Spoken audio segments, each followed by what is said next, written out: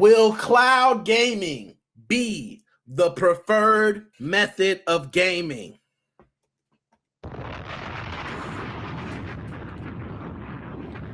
That's the major question.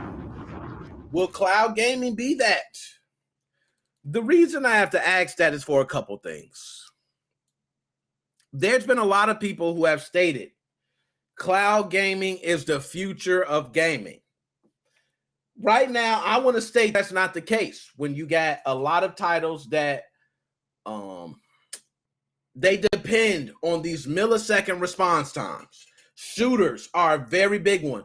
Fighters are another big one. You're not going to be cloud gaming with somebody who's playing locally and think that your response time is going to be better, right?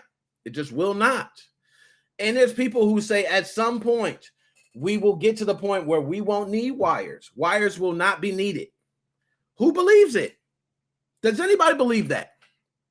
Will we reach the point where wires will not be faster than wireless, or the speed difference will be so insignificant it won't matter?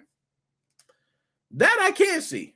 I can see that, because right now when I go to load up Google, it don't matter if I'm on my cell phone janky internet or if I'm hooked up to my Comcast unlimited. Okay, like it doesn't matter. It's still going to pull up the same speed because it doesn't require that much to pull up. So I do think there will be a point where we will reach a space where cloud gaming will be a preferred method of gaming. I do believe that. I don't think it's coming anytime soon. I think VR will be next up before cloud gaming. But cloud gaming becoming more and more popular.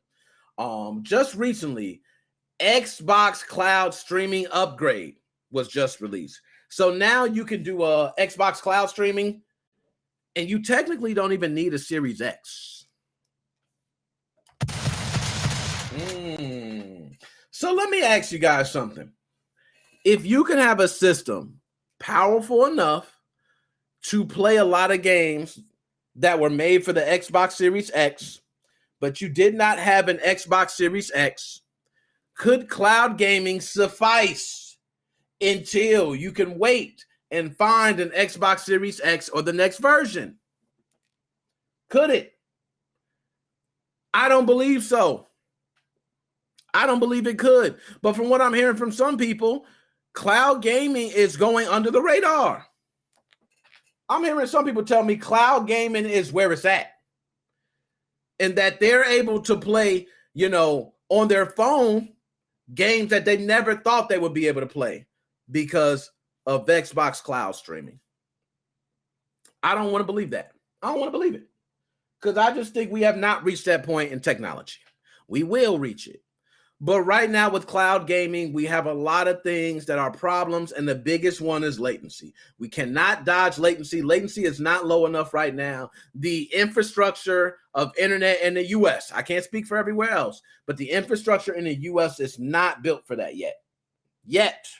We're getting there. You got some celebrities who are in their, rich condos, oh, la, 5G everything, oh, kiss my ass, but there are certain people who are in rural areas who can barely get a 3G connection on their phone.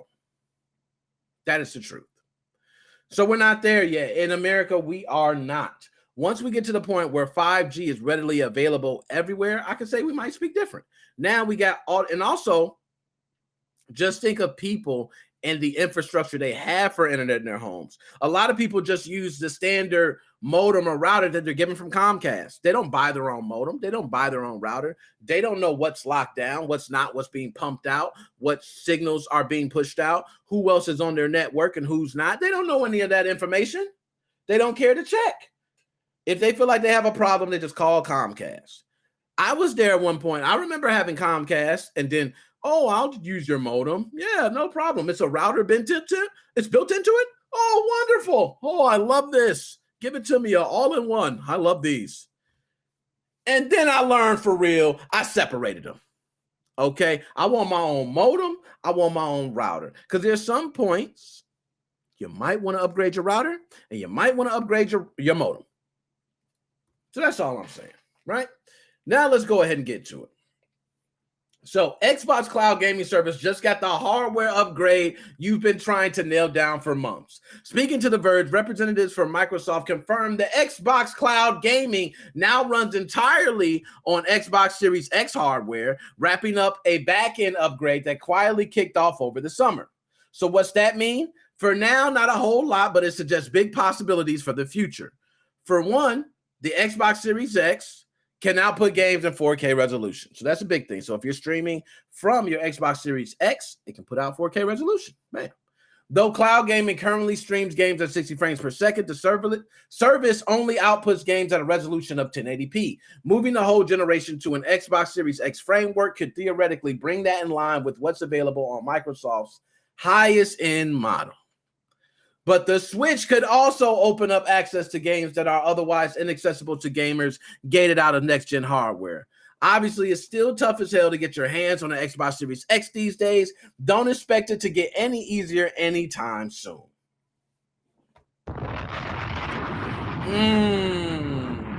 Reading that, but guess what? That's Xbox, but that ain't it. Guess who else has a wonderful, wonderful cloud gaming package that's coming? Let's pull it up. Nintendo Switch Cloud Games List. Oh, God.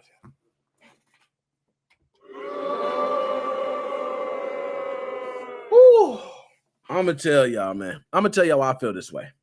Okay, I don't usually go into this, but I'm going to tell y'all why I feel this way about this Nintendo Switch Cloud Games List. The reason I feel this way, right, is because the Switch is a portable system. Okay? So, which means, it already suffers from some things being portable. For instance, we can't get 4K. Okay, we were begging for 1080p. We were begging for it. Okay, we can't even get 4K. We were begging for it. Nintendo Switch has a cloud games list that I don't know what would be the big benefit of having these games being able to be accessed from the cloud. Can somebody tell me? I'm lost on this. Okay. So Nintendo Switch has a slow and steady number of cloud version games available, titles that don't run natively on Nintendo's console. Now that's a good reason. Now hold on. I'm glad I read that. So games that cannot natively run on Nintendo Switch could be streamed. So that's a good way of looking at it. But I wouldn't, that's not a way. That's like an excuse for developers. They're like, oh, well, it doesn't natively run on Nintendo Switch, so we're going to port it. We're going to just have it streamed over the cloud or, no. But, okay, so titles that don't run natively on Nintendo's console but are streamed to the Switch over the internet while they run on servers elsewhere in the world. Below is a full list of every cloud version Nintendo Switch game currently available. Playing games via the cloud comes with pros and cons, and many dedicated gamers believe the negatives outweigh the positives. Some people find the inherent latency and the requirement for a strong internet connection in order to maintain a smooth experience interminable. Not to mention the concern that players have no control over when the service will be turned off and access to the game revoked. Can you dig it, sucker? That is big. That's probably bigger than everything I mentioned. Imagine you got access to all these games, and all of a sudden, the games that you love to play get taken off. It's kind of similar to what happens with Xbox Game Pass. People get into these games, they get taken off the store, and now you can't play them. They're still there. You still have it downloaded on your hard drive, but you technically don't have the license to play it. So it won't run. Oh, my goodness. So here's the list. Let's go through the list real quick. Resident Evil 7 cloud version. I don't know why they say cloud version at the end. They might as well just say, but maybe these versions. So what does that mean? Oh, okay. Japan only when you see these little asterisks. All right. So Resident Evil 7, Assassin's Creed Odyssey, Phantasy Star Online 2, Control Ultimate Edition, Hitman 3, A Plague Tale Innocence, The Forgotten City, Marvel's Guardians of the Galaxy, Dying Light 2, Stay Human, A Plague Tale Requiem, Kingdom Hearts HD 1.5, 2.5 Remix, Kingdom Hearts HD 2.8 Final Chapter Prologue, and Kingdom Hearts 3 Cloud version. Those are the only ones. Now we'll go to comments. Let's go to comments. What the hell? A complete list of games I will never ever buy on the Switch. Most of them are just due to lazy developers. I mean, Doom and Witcher run on the Switch. I got to give that man a bomb. He said it best, man. No lie, like literally, Doom is running on the Switch. Doom is one of those that I would have thought would have been impossible to make run on the Switch. And it's flawless. It is beautiful on the Switch. How about listing what's not available in Australia? Most of them and the ones that are don't run that fabulous.